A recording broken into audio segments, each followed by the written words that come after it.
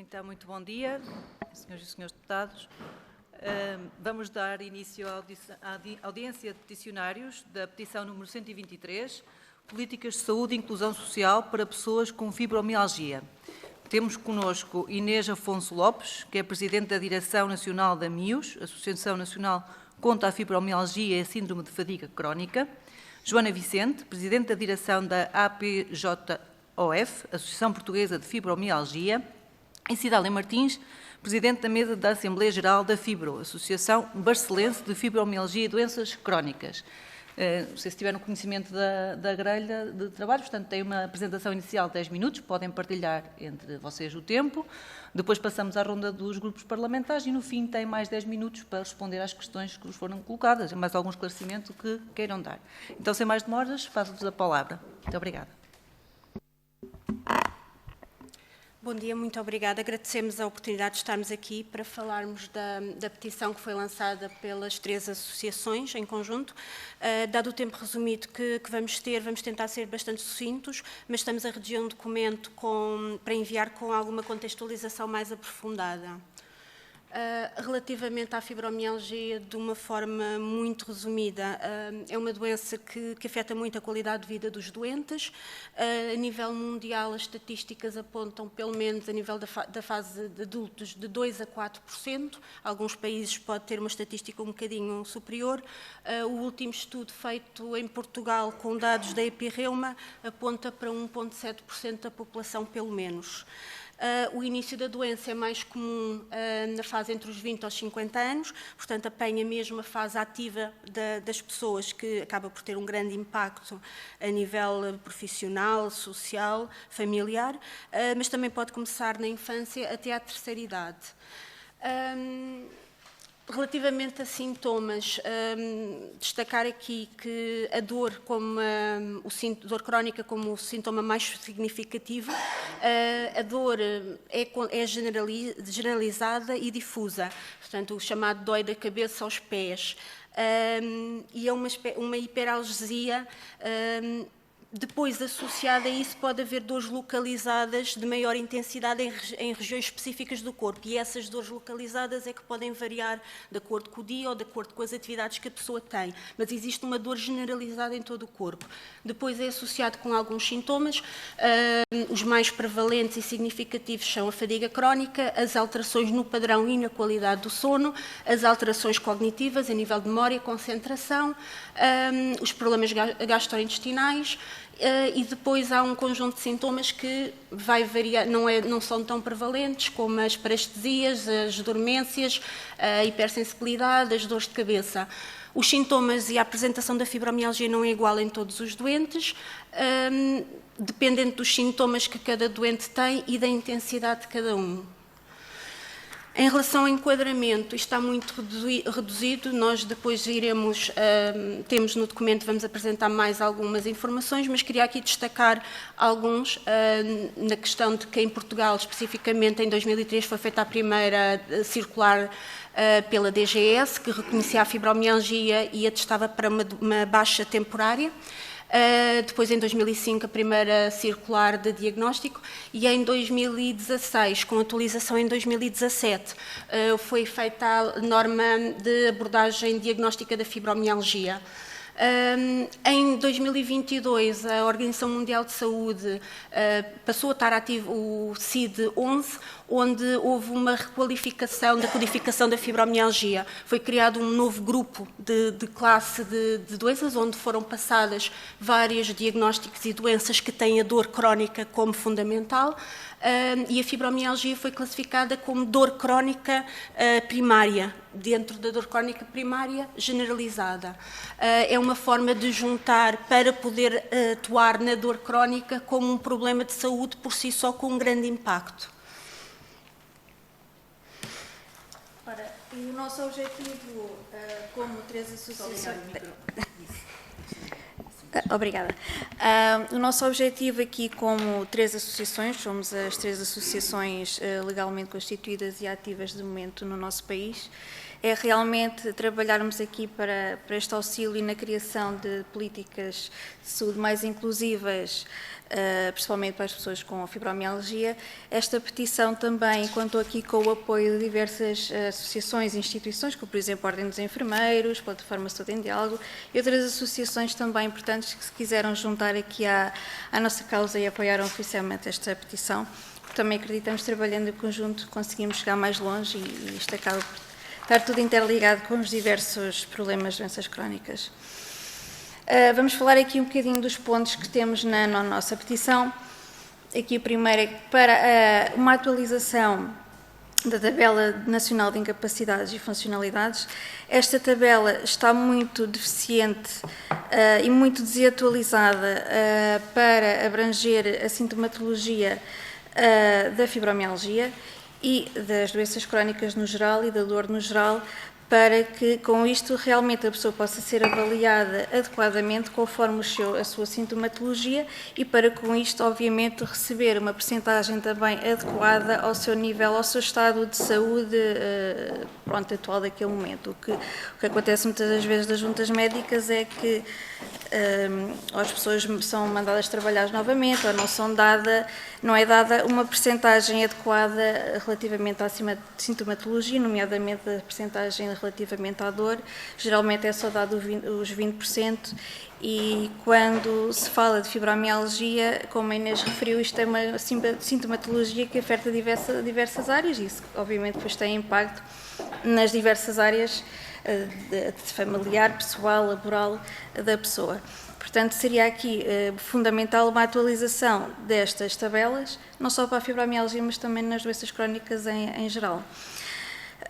E assim, com isto, conseguiríamos uma melhor adaptação do local de trabalho, porque, apesar das pessoas terem uma doença crónica, querem se manter ativas e poder contribuir para a sociedade, ser independentes, trabalhar e não estarem dependentes de familiares, o que infelizmente muitas vezes acontece, porque não existe esta adaptação, às vezes pequeninas coisas como, por exemplo, a opção de teletrabalho, uma cadeira diferente, uma alteração de funções.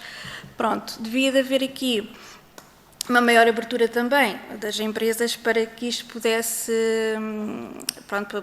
ser feito, porque lá está, a pessoa não tem a culpa de ter uma doença crónica e pretende ser um membro ativo da sociedade, independentemente do seu diagnóstico, e devia de haver, lá está, fala-se imenso de inclusão, mas na prática não é algo que vemos na realidade, seja para fibromialgia ou para outras doenças crónicas. E daqui, claro que há pessoas que estão num estado bastante avançado da doença e aqui deveria de existir a opção de reforma sem qualquer tipo de cortes, e quando nós colocamos aqui a opção de reforma, não é que todas as pessoas com fibromialgia ou uma doença crónica sejam obrigatoriamente reformadas, porque há muita gente que nem quer isso.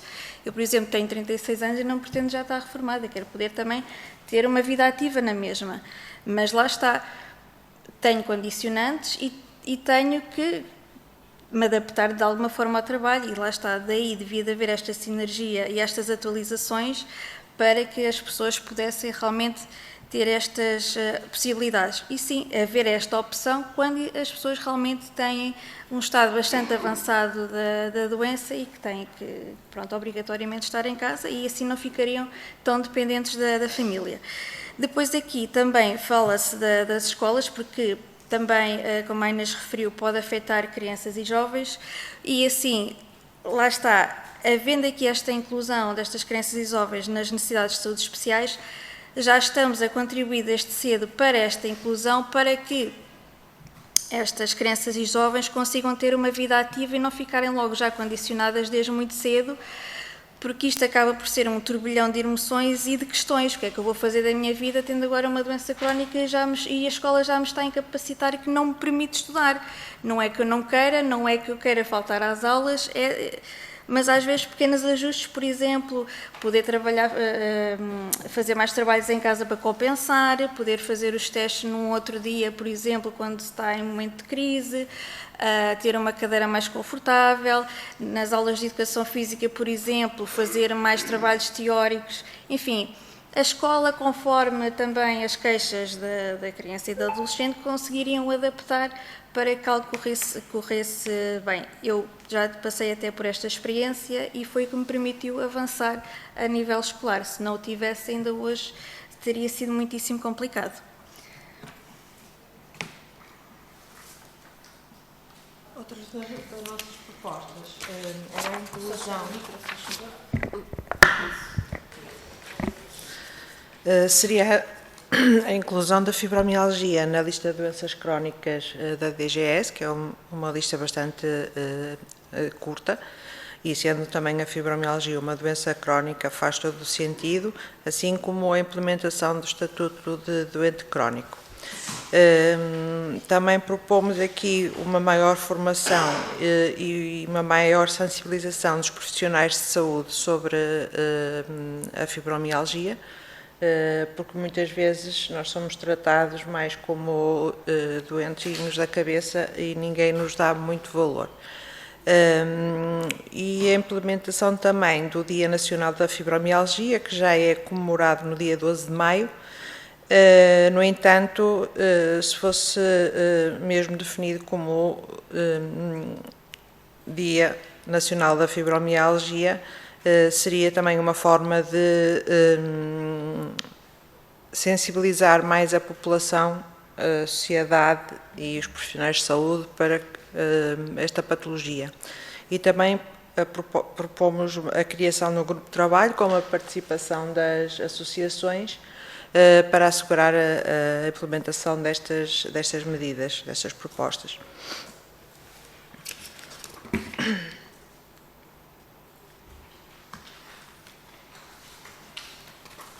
Muito bem, muito obrigada pela vossa apresentação. Vamos passar então à ronda dos partidos. Eu também sou. Eu estou em representação do Grupo Parlamentar do Partido Socialista e temos aqui também o Grupo Parlamentar do Chega. Nós tivemos aqui hoje um percalço que foi a passagem do plenário, que era às 10 da manhã para às 3 da tarde, que fez com que muitos deputados não viessem da parte da manhã.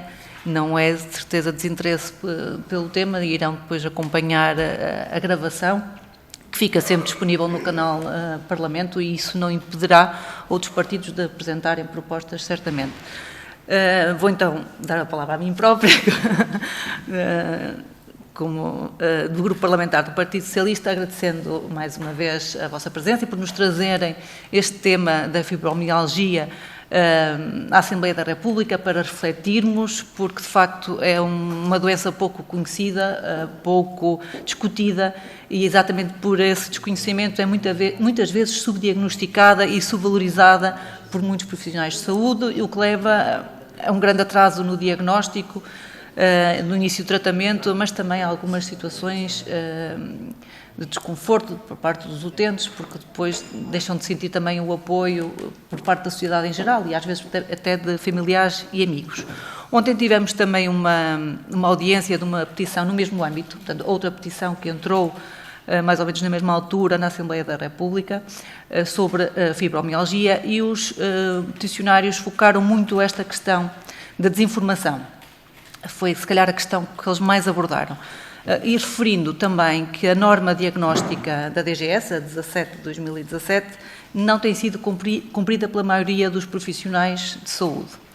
O vosso texto, embora também faça referência à desinformação, não é tão focado nesse aspecto.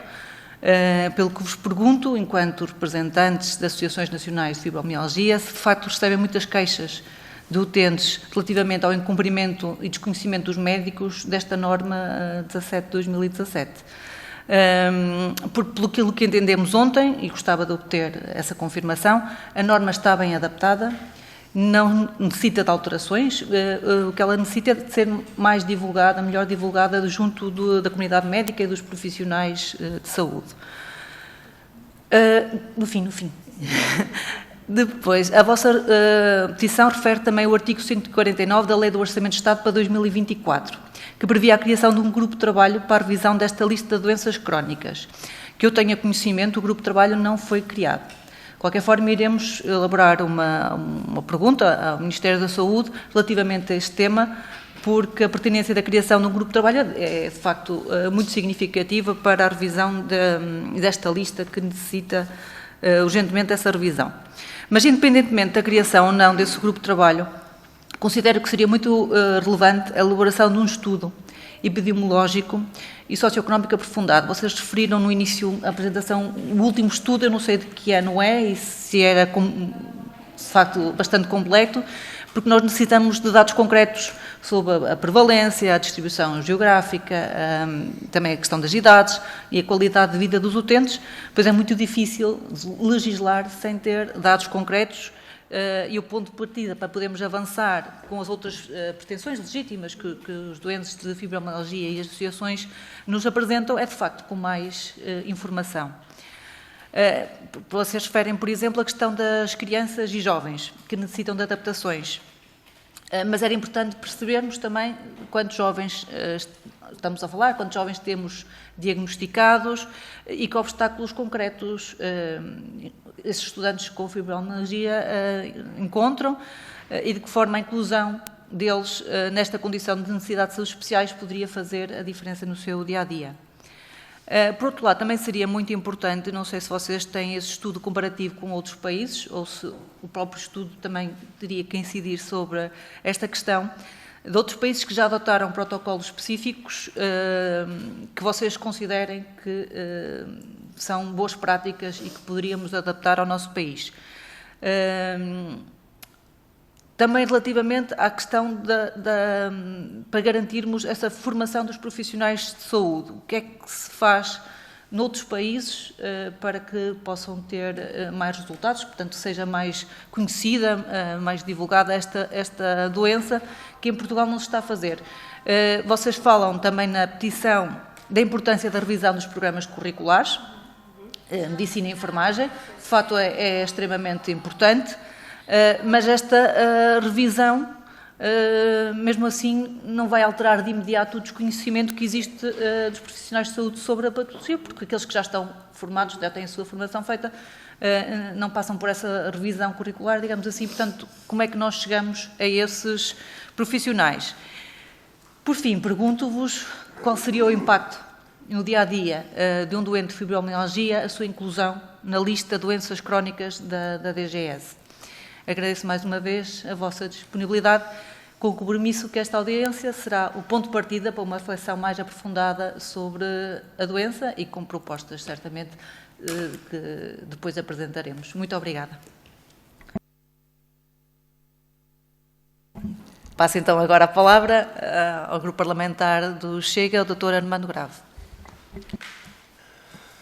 Muito obrigado, Sra. Presidente. Obrigado também às senhoras peticionárias. Senhora Deputada, sempre que já me tenho debruçado algumas vezes sobre esta patologia, esta doença, e, sinceramente, cada vez fico mais incomodado e mais baralhado. Só o facto, já ontem referi isto, só o facto de ler uma parte de um texto que diz quais são os sintomas de doença, só isto, já como ontem referi, já me põe mal. Só o facto de saber que dor muscular, síndrome do intestino irritável, fadiga, cansaço, pensar, relembrar, essas coisas, tudo o que aqui está. Portanto, eu acho que se calhar nós, as pessoas, os deputados todos, deveriam ter este bocadinho e ser entregue um a um, que era para perceberem o que é que estes pacientes, estas doenças, provocam e o que as pessoas passam. Eu vou tentar, de maneira que o que é que eu quero dizer com isto? Eu preparo-me, estudo, e chego aqui, ouço os senhores peticionários a falar e fico... porque é tanta coisa para falar em tão pouco tempo que não dá. Mas eu vou tentar, mesmo assim. Trazem hoje aqui as senhoras peticionárias a esta comissão aspectos de uma doença que tem características já identificadas.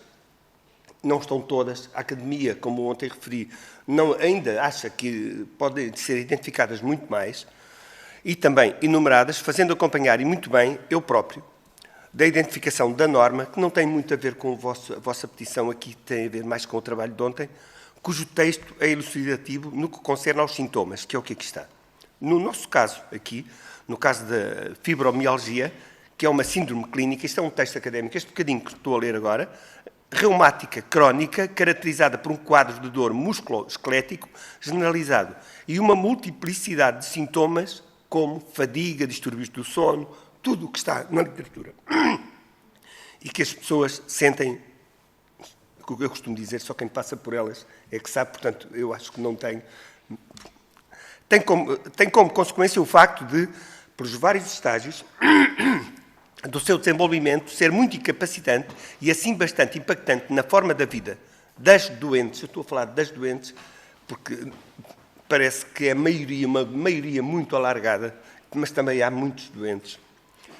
E suas famílias, com uma importância capital no que concerne ao impacto na qualidade de vida das pessoas afetadas, assim como dos seus familiares. É uma doença que, nos termos da literatura, atinge 2 a 8% da população, aqui a literatura também varia muito, dos 30 aos 50 anos, dos 43 aos 60, dos 20 aos 50, e ontem acabaram-nos de dizer, pode acontecer desde muito novo também. Acontece, portanto, as pessoas atingidas, e quando atingidas, são jovens e em idade ativa profissionalmente, o que tem um impacto, peço desculpa, nos seus rendimentos, na forma e qualidade de todo o seu futuro e, assim, de toda a sua vida. Além disto tudo, nós, agora estou a falar também por mim, encontramos, e especialmente as senhoras peticionárias, ou os pacientes desta patologia, encontram pela sociedade, setores da sociedade que vos provocam um desvalor. Os senhores as senhoras queixam-se e eles dizem que não, é o que eu li. Até os médicos dizem que não é bem assim, que isso é reumatismo, é outra coisa qualquer. Mas isso já não me admiro. Eu próprio, na outra semana, nesta sala, nesta comissão, não sei se a senhora deputada cá estava, tive um ataque de asma, que é uma doença crónica, que já não tinha há muitos anos, tive aqui um ataque de asma e fui objeto e ridicularizado num programa de televisão por estar a trabalhar com o ataque de asma. Mas só saí daqui, só fui a colar respirar, voltei para trás e continuei a trabalhar. E eu estava a ler este trabalho, a preparar o trabalho, e estava a pensar. O que me aconteceu a mim foi uma brincadeira à vista daquelas pessoas, porque a asma acalmou, mas a vossa dor não acalma. Passa um bocadinho, mas depois não acalma. Portanto, perante tudo isto, e mesmo assim, fui ridicularizado, como vocês passarão no trabalho, quando vos querem despedir, quando não percebem se vocês estão no grau mínimo, médio ou severo da doença naquele momento, porque só vocês é que sentem. Portanto, isto é muito importante. Portanto, o Chega, antes que me esqueça e que me tire a palavra, o Chega concorda com tudo. E eu pedi mesmo para terminar, Sr. Deputado. Sim, sim, muito obrigado, muito obrigado. Então, se me permitir, ia só fazer uma pergunta ou duas, pode ser? Porque é que entendem que os governos, designadamente desde 2012, não atuaram até hoje, há cerca de 13 anos? Uma vez que os sintomas podem ser distintos, que tipo de dificuldade de identificação da doença encontram por parte dos profissionais de saúde? A senhora deputada já colocou a questão da idade, de saber e quantas pessoas estão envolvidas neste problema. E gostaria também de referir que sobre o atestado médico de incapacidade multiusos, que são 60 diplomas que regulam este documento, e ainda a autorização para a aquisição do equipamento, que é importantíssimo também para vocês, se vocês têm sentido algumas dificuldades na aquisição destes documentos. Muito obrigado. Muito obrigada, Sr. Deputado. Passo então agora novamente às peticionárias. Para os 10 minutos finais, podem responder às questões que vos foram colocadas. Muito obrigada. Obrigada. Vamos tentar aqui responder, se calhar, algumas questões, outras vamos tentar incluir no documento que iremos enviar. Eu, se calhar, aqui posso falar da questão dos dados epidemiológicos. Os dados epidemiológicos, mesmo a nível mundial, têm variado muito de números, dependendo dos países, e também, obviamente, há de haver um impacto de acordo com o conhecimento que existe no país da doença, que leva ao diagnóstico ou não de doentes, podendo haver alguns países com mais subdiagnóstico feito, alterando a nível dos dados. Em Portugal houve um primeiro estudo que foi feito, não só em Portugal, mas foram em 5 países, que apontava para 3.6. Nós podemos mandar o link desse estudo no documento, mas foi através de um telefone, portanto, com algumas limitações. Este estudo da Epireuma, que neste momento valorizada e usada em termos das instâncias do Ministério da Saúde, foi feita a partir de um fecheiro, uma coisa para analisar as doenças reumáticas e onde foi feita extração de dados das várias doenças reumáticas. A percentagem calculada realmente é muito abaixo das médias mundiais. Poderá haver aqui umas limitações pela própria forma de recolha de dados que poderá estar aqui influenciada. Em nível de estudo epidemiológico verdadeiramente de forma extensiva, acho que não foi feito em Portugal. Não sei se... Eu aqui diria, relativamente aos estudos, falando nos outros países, nós fazemos parte também da Associação Europeia de Fibromialgia e nós penso que foi 2 anos, fizemos um pequeno estudo, nada formal, mas foi só mesmo para termos assim uma ideia, que nós também podemos mandar, questionámos... A INF é constituída por as diversas associações europeias e nós perguntámos aos nossos colegas como é que era nos países, se haviam normas, se era reconhecida, se não era. Há muitos países até que nem sequer a fibromialgia é reconhecida pelo Sistema Nacional de Saúde do tal país. Não tem normas, não tem nada. Por exemplo, as normas de abordagem diagnóstica foram adaptadas do Colégio Americano de Reumatologia. Portugal adaptou à sua realidade. Há muitos países que nem sequer veem esses documentos como válidos, digamos assim, dessas instituições, ou até da Associação Europeia de Reumatologia, da EULAR, também faz diversas publicações, e muitos países europeus nem sequer valorizam esses documentos. Portanto, há países que ainda estão mais atrás no nosso relativamente à fibromialgia. Depois vamos falar de direitos e tudo mais, é assim. Relativamente à norma, não temos como quantificar quantas vezes é que ela é aplicada ou não. Teríamos que fazer um estudo para saber se ela está mesmo a ser aplicada ou não, porque realmente não há a mesma forma de saber. Se ainda há muita desinformação, relativamente na classe médica, e por isso é que nós apelamos aqui imenso à formação, e falando aqui da desvalorização, nós as três sentimos o mesmo. Nós, na nossa associação, também fizemos aqui um estudo sobre mesmo a desvalorização da fibromialgia, das doenças reumáticas no contexto da saúde, quando se inclui a fibromialgia, fizemos algumas questões relativas à fibromialgia, e a fibromialgia é realmente a doença onde é muito mais desvalorizada do que comparativamente com as outras doenças reumáticas. É principalmente na família e depois logo a seguir vem a questão de saúde. Ainda estamos aqui a finalizar o estudo, na parte ainda só temos o resumo, falta analisar os restos dos dados, mas já temos uma pequena substância como realmente isto é uma problemática que existe em Portugal.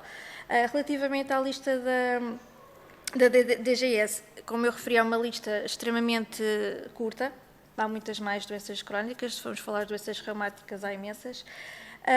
Eu uma vez questionei a ACT por causa da fibromialgia, como é que seria a nível de trabalho, eles disseram que se regem muito por esta lista. Ou seja, não estando lá a fibromialgia, quando a pessoa quer algum apoio da empresa, muitas das vezes é barrada porque e tal não é considerada doença crónica, vou pôr entre aspas, porque não está nesta dita lista, que precisa de ser muito atualizada, não só por causa da fibromialgia. Relativamente às escolas e para os profissionais de saúde, das escolas, não sei se... das escolas, também há um levantamento que se tem que fazer. As necessidades do que estas crianças e jovens necessitam é algo muito individual, porque, por exemplo, nós as três temos fibromialgias, temos os sintomas base padrão igual, mas de resto não. Eu, por exemplo, posso ter mais enxaquecas, a Cidália se calhar não, a Cidália pode ter mais dificuldade de manhã ou não, isso varia muito. Portanto, é algo também que teríamos que, e lá está o estudo epidemiológico, também é uma necessidade bastante grande, porque os outros estudos foram um pouco limitados e nós temos realmente de saber o que é que se faz no nosso país e nas ilhas para realmente podermos ter a dimensão do problema, porque acreditamos que há ainda mais pessoas diagnosticadas que realmente estes números aparentam. Eu noto que cada vez chegam mais pessoas, cada vez, felizmente, os diagnósticos já estão a melhorar um bocadinho, já não são tão tardios, o que isso traz imensas consequências. Portanto, sim. Eu, se calhar, ia só aqui falar da questão da formação de profissionais de saúde, porque a Associação MIOS, que foi criada em 2003, tem 21 anos a ver no terreno e nota-se uma diferença muito grande em relação a diagnósticos e conhecimentos médicos. Na altura, as pessoas demoravam 2, 10 anos ou mais do que 10 anos a obter um diagnóstico. Hoje em dia, cada vez mais aparecem pessoas com 1 mês, 6 meses de sintomas com diagnóstico. Sem dúvida que há mais conhecimento de profissionais de saúde, mas ainda não é suficiente, porque as pessoas continuam a ir a médicos de famílias que não estão informados, alguns especialistas que não sabem e fazem muito uma desvalorização ou têm preconceitos em relação à doença porque não é visível e é tudo uma somatização, é tudo psicológico. Em relação à formação das escolas de saúde, também se nota esse trabalho e as associações aqui têm feito colaborações já há muitos anos. A MIOS tem protocolos com várias faculdades de medicina e de fisioterapia e outros, que temos colaborado em estudos e trabalhos finais de curso e nota-se que mesmo a nível do terreno, os médicos mais jovens, a nível de centros de saúde e tudo, vêm com mais informação. Portanto, é um trabalho que está a ser feito, mas 20 anos às vezes não chega e acho que é preciso também atuar em quem esteja, os médicos já estão no serviço, porque esses não estão utilizados com a formação. Eu tenho reparado que nos últimos 2 anos, em termos de médicos, de consultas ou de recurso ao serviço de urgência, que os médicos estão um bocadinho mais sensibilizados para a doença. No entanto, eu nestes anos todos, já de 10 anos de desenvolvimento de sintomas e de diagnóstico, foi a minha última ida à urgência em que o médico me passou uma carta para o médico de família me encaminhar para a consulta de dor. Essa é uma parte importante também e o impacto não só psicossocial também das pessoas, mas a inclusão da fibromialgia na lista de doenças crónicas também para termos um apoio idêntico ao resto das doenças que já estão reconhecidas, porque muitas pessoas são obrigadas, literalmente, a despedir-se ou então a entrar em licença sem vencimento e aí depender única e exclusivamente do rendimento do agregado familiar, a maior parte das vezes do marido ou até dos filhos. E isso, com o Estado como nós temos e com todos os descontos que fazemos, penso que é uma situação que, pelo menos para consultas, que se queremos uma consulta temos que pagar a título privado, se queremos um tratamento temos que pagar a título privado, a medicação compramos como qualquer outro cidadão que tem uma gripe ou que tenha uma doença que não seja crónica. Eu acho que nesse aspecto há um trabalho muito grande a fazer. Daí também a nossa proposta da criação do grupo, também para fazer o estudo epidemiológico da fibromialgia, mas também para chegar a essas conclusões que já estão quase mais que provadas, só não estão no papel, e também algum financiamento para investigação que falta em Portugal, não só para a fibromialgia, mas para muitas outras coisas, e acho que é uma doença que está a aumentar gradualmente, até pelo estilo de vida que levamos, e isto deve ser levado em consideração. Por outro lado, a opção de reforma, como as minhas colegas já falaram, cada pessoa é que deve decidir se quer continuar no ativo ou se pode continuar no ativo, e depende muito do tipo de profissão que tem. Porque um administrativo ou um operador de caixa ou um profissional de saúde não tem a mesma responsabilidade no trabalho para continuar no ativo. Daí que às vezes sempre tem que haver uma articulação entre a capacidade e a profissão. Nem sempre, nem todas as profissões obrigam a uma aposentação. Muito bem, muito obrigada. Esses documentos, essa informação adicional que nos quiserem fazer chegar, nós agradecemos. Podem fazê-lo para o e-mail da Comissão e depois será distribuído por todos os grupos parlamentares. Certamente foi dado aqui um passo importante para esse maior conhecimento, essa maior discussão, essa maior reflexão sobre a fibromialgia. Esta petição tem mais de 8.000 assinaturas, ela irá a plenário e certamente teremos várias propostas, vários projetos dos partidos que acompanharão algumas das vossas pretensões. Por isso, agradeço-me mais uma vez por terem trazido este tema e até breve. Muito obrigada.